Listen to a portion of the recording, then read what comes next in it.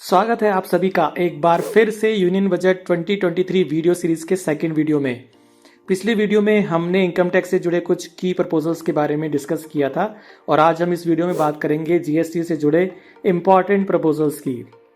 जैसा कि आप जानते हैं कि जीएसटी लॉ में चेंजेस का दौर लगातार जारी है और लगभग हर जीएसटी काउंसिल मीट के बाद जीएसटी में कोई ना कोई चेंज या क्लैरिफिकेशन, सर्कुलर्स, नोटिफिकेशंस आदि के माध्यम से इशू किया जाता रहा है।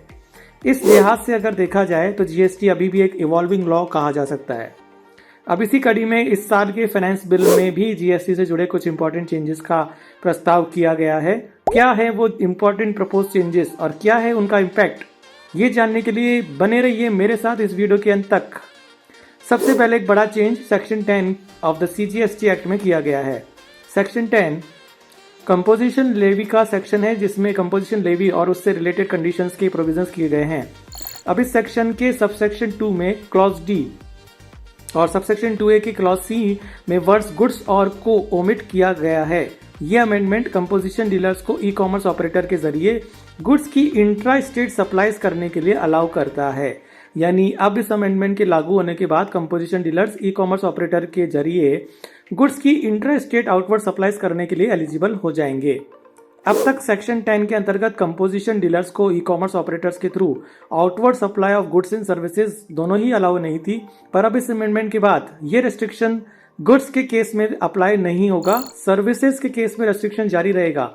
और साथ ही ये भी ध्यान रहे कि ई कॉमर्स ऑपरेटर के थ्रू केवल with in the state outward supplies of goods he permitted होंगी।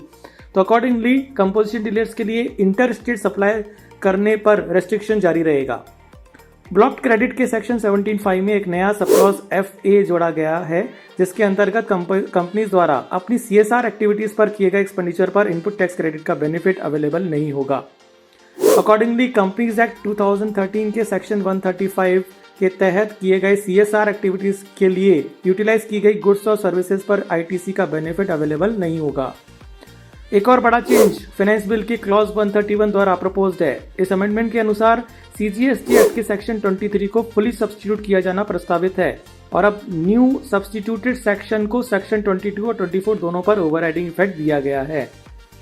सेक्शन 22 थ्रेशोल्ड बेस्ड रजिस्ट्रेशन और सेक्शन 24 मैंडेटरी रजिस्ट्रेशन से रिलेट करता है और अब इस अमेंडमेंट द्वारा सेक्शन 23 को इन दोनों सेक्शंस पर ओवरराइडिंग इफेक्ट देने की बात इस क्लॉज में कही गई है।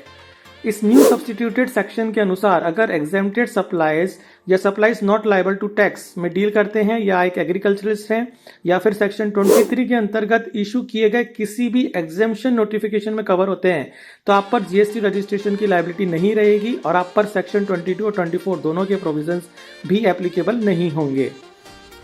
अगला नोटवर्दी चेंज किया गया है सेक्शन 37 में। अब इस अमेंडेड सेक्शन के लागू होने के बाद किसी भी टैक्स पेयर के पेंडिंग GSTR1 को उस पर्टिकुलर GSTR1 की ड्यू डेट ऑफ फाइलिंग के 3 इयर्स एक्सपायर होने के बाद फाइल नहीं किया जा सकेगा। दूसरे शब्दों में अब किसी भी टैक्स पीरियड का पेंडिंग GSTR1 आप उसकी ड्यू डेट एक्सपायर होने के मैक्सिमम 3 इयर्स तक ही फाइल कर पाएंगे।